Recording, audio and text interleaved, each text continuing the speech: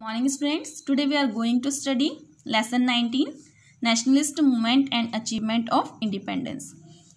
Lesson 19 में हम क्या पढ़ेंगे? राष्ट्रीय आंदोलन एंड स्वतंत्रता की प्राप्ति। कितने मतलब कौन कौन से राष्ट्रीय आंदोलन हुए भारत में, ठीक है, और हम लोगों को स्वतंत्रता कैसे प्राप्त हुई, वो सब हम इस चैप्टर में रीड करेंगे। After Gandhiji's entry into Indian politics heralded a new era. After 1919, Gandhiji gave a new shape and direction to Indian politics and nationalist movement. Later on, several movements took place under his leadership.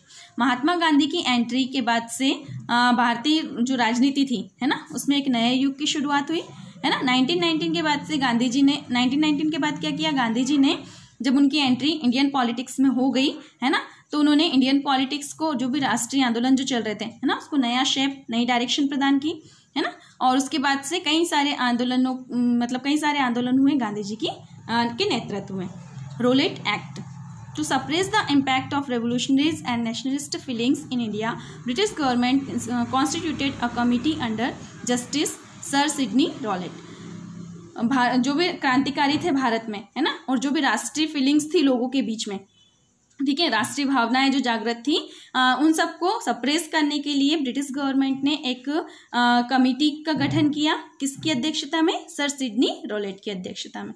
ये जो committee थी, इसने 1918 में अपनी report तैयार की, ठीक है, एंड इसमें सजेशन दिया गया। 2 बिल्स पास किए गए सेंट्रल असेंबली में 1919 में, एंड ये जो 2 बिल्स थे, है ना, ये किस नाम से जाने गए? रोलेट एक्ट के नाम से जाने गए। संपूर्ण भारत में भारतीयों ने इस पर बहुत ज़्यादा विरोध किया, लेकिन उसके बावजूद भी 8 मार्च 1919 में इसको इम्प्लीमेंट कर दिया गया।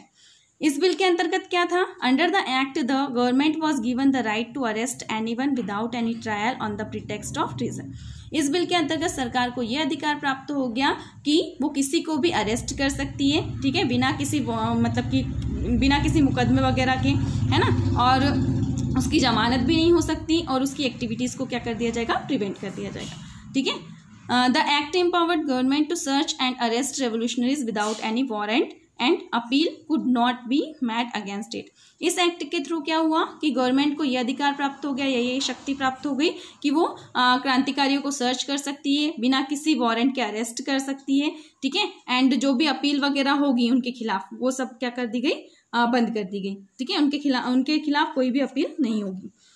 इन पूरा जो नेशन था, है ना, वहाँ पर इस बिल का बहुत ज़्यादा विरोध किया गया, ठीक है। कई सारी दुकानें बंद रखी गई, उसके साथ साथ हड़तालें हुई, ठीक है। सरकार ने भी कई सारे मेजर्स किए जिससे ये विरोध क्या हो जाए? बंद हो जाए, ठीक है। 6 अप्रैल 1919 को ये जो दिन है वो किस रूप में मनाया जाता है? डे ऑफ नेशनल डिसऑनर, मतलब राष्ट्रीय अपमान दिवस के रूप में इसको मनाया जाता है।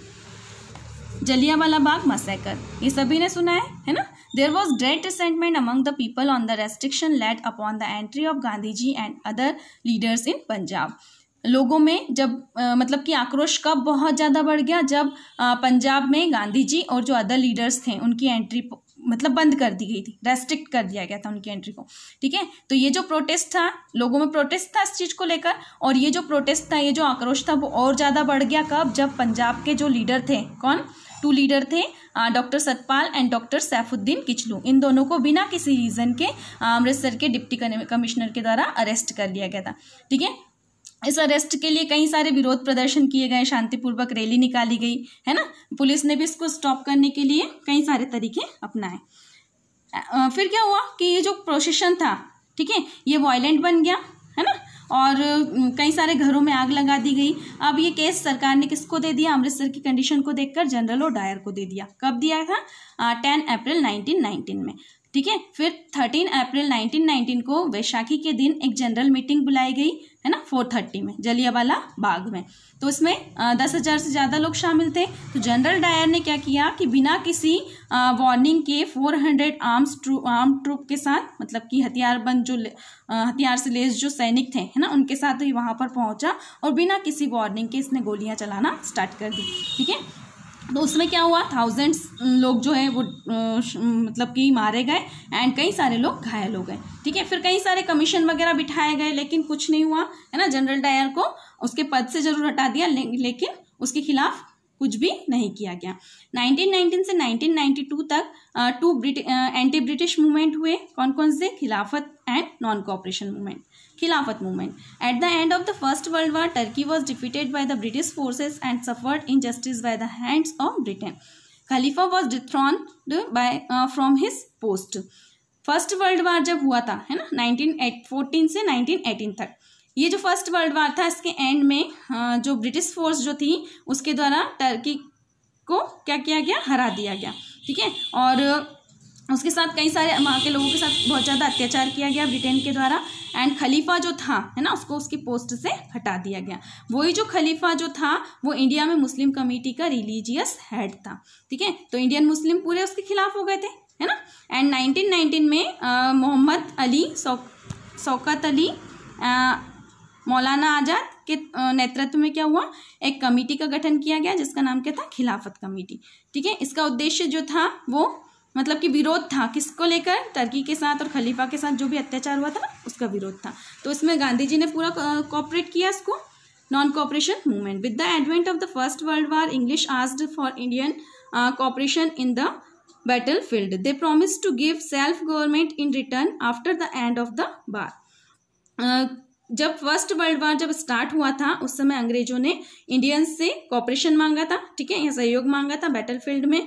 ठीक है, तो और उनसे ये प्रॉमिस किया गया था कि अगर तुम हमारा साथ दोगे तो हम ये युद्ध के बाद क्या करेंगे कि तुमको सेल्फ गवर्नमेंट दे देंगे। ठीक है, ये प्रॉमिस किया गया था, है ना। तो भारतीय जो थे वो अंग्रेजों की बात मान गए और उनके साथ कॉपरेट किया। Gandhi ji was offered the title of Kaiser e Hind for his cooperation. इस कॉपरेशन के लिए गांधी जी को क्या टाइटल दिया गया है? क्या उपाधि दी गई? केसर ए हिंद की उपाधि दी गई। लेकिन जैसे ये वार खत्म हुआ वैसे ही जो अंग्रेज जो थे वो अपने वादे से पीछे हट गए। ठीक है, तो गांधी जी ने क्या किया? नॉन कॉपरेशन मूवमेंट स्टार्ट किया। ठीक है, क्यों किया गया था? इसके क्या रीजन थे? इसका पहला रीजन था British government backing out from promises made during the wars. वार के दौरान जो भी प्रॉमिस किए गए थे उससे ब्रिटिश गवर्नमेंट का बैकिंग आउट होना। ठीक है, ये पहला रीजन था। फिर जो भी रोलेट एक्ट के द्वारा जो भी रेस्ट्रिक्शन लगाई गई थी उसके विरोध में स्टार्ट किया गया था। जलियांवाला बाग अगला कारण था, है ना। और जो भी फर्स्ट वर्ल्ड वार के बाद जो भी पुअर इकोनॉमिक कंडीशन थी इंडिया की, अनएम्प्लॉयमेंट था, है ना, वस्तुओं की कीमतें बहुत ज़्यादा बढ़ रही थी, ये भी एक रीज़न था इस आंदोलन के लिए। ठीक है, एंड नेक्स्ट रीज़न क्या था? क्वेश्चन ऑफ खिलाफत। ठीक है, ये सारे रीजन्स थे इसके। बायकॉट, इसके मतलब ये जो नॉन कॉपरेशन मूवमेंट है दिसंबर 1920 में नागपुर जो कांग्रेस अधिवेशन था उसमें गांधी जी को स्वीकृति मिल गई नॉन कॉपरेशन मूवमेंट चलाने के लिए। ठीक है, तो इसको शांतिपूर्वक चलाया गया। एंड इसके 2 साइड्स थे। कौन से? पहला था बॉयकॉट। बॉयकॉट मीन्स बहिष्कार करना, है ना। तो to denounce government post and titles, लोगों ने जो भी सरकारी पद थे, जो भी टाइटल्स थे, उसका बहिष्कार कर दिया। ठीक है, या उसको त्याग दिया। फिर जो भी गवर्नमेंट स्कूल कॉलेज थे उनका बहिष्कार किया। बायकॉट जुडिशियरी, न्याय व्यवस्था जो थी, न्यायपालिका, है ना, उसका बहिष्कार किया गया। टैक्स देने से मना कर दिया। फॉरेन गुड्स एंड क्लॉथ्स जो थे, है ना, उनका भी बहिष्कार किया गया। कंस्ट्रक्टिव साइड क्या था? स्वदेशी, है ना। Establishing national schools and college, है ना। कंस्ट्रक्टिव में क्या था? अपने राष्ट्रीय स्कूल एंड कॉलेज की स्थापना की गई। ठीक है, जो भी डिस्प्यूट्स, जो भी विवाद थे उनको पंचायत के थ्रू सुलझाया गया। ठीक है, मतलब ट्रूथ एंड नॉन वायलेंस, मतलब अहिंसा जो है उस पर स्ट्रेस किया गया उसको।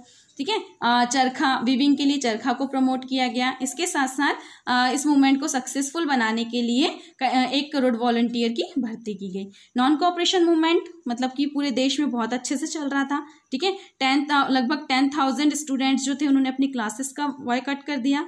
ठीक है, एजुकेशनल इंस्टीट्यूट जो भी थे जैसे कि काशी विद्यापीठ, बिहार विद्यापीठ, महाराष्ट्र विद्यापीठ, इनकी स्थापना की गई इसके थ्रू, है ना, स्वदेशी में आते हैं। फिर नॉन कोऑपरेशन मूवमेंट जो था पूरे देश में बहुत ज़्यादा इसको सफलता मिली, है ना। चिल्ड्रन, यूथ, एजेड, वुमेन सभी लोग बहुत ज़्यादा उत्साह से इसमें शामिल हुए। प्रोमिनेंट लीडर जो थे इसमें कौन कौन थे जिन्होंने कोर्ट को बॉयकॉट किया था? उसमें थे पंडित मोतीलाल नेहरू, है ना, M.R. जेकर, फिर C.R. दास, वल्लभ भाई पटेल, ये सारे थे जिन्होंने कोर्ट का बॉयकॉट किया था। ठीक है, महिलाएं भी इस आंदोलन में शामिल हुई। ठीक है, गांधी जी जो थे उन्होंने वायसराय को अल्टीमेटम दिया। कब? फरवरी 1 को 1922 में, जिसमें कहा गया कि मतलब इस आंदोलन के थ्रू क्या किया गया था? जो गांधी जी को छोड़कर बाकी सारे नेताओं को क्या कर लिया गया था?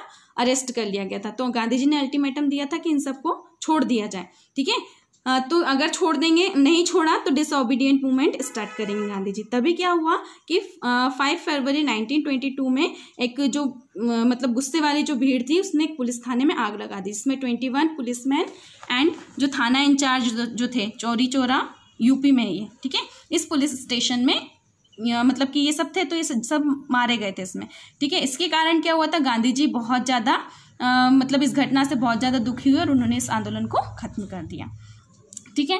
फिर क्या हुआ कि जो the youths shunned schools and colleges to make the movement a success. The nationalist movement was not confined merely to educate people and urban areas but also had engulfed villages in India। ये जो movement था गांधी जी ने स्थगित जरूर कर दिया, लेकिन इस मूवमेंट का बहुत ज़्यादा महत्व है। मतलब जो भीड़ थी, है ना, उन सब पर बहुत ज़्यादा मतलब बहुत ज़्यादा भीड़ को अट्रैक्ट किया था इस मूवमेंट ने, है ना। कई सारे जो यूथ से थे, युवा लोग थे, उन्होंने स्कूल कॉलेज का परित्याग कर दिया इस मूवमेंट को सक्सेस के लिए, ठीक है। नेशनलिस्ट मूवमेंट जो था ये अब एजुकेटेड लोगों तक ही सीमित नहीं था, या अर्बन एरिया तक ही सीमित नहीं था, ये कहाँ तक पहुँच गया था, गाँव तक फैल गया था, ठीक है। इसके बाद है फाउंडेशन ऑफ स्वराज दल, ये पार्ट 2 में लेंगे हम, ठीक है, नेक्स्ट पीरियड में करेंगे। Thank you.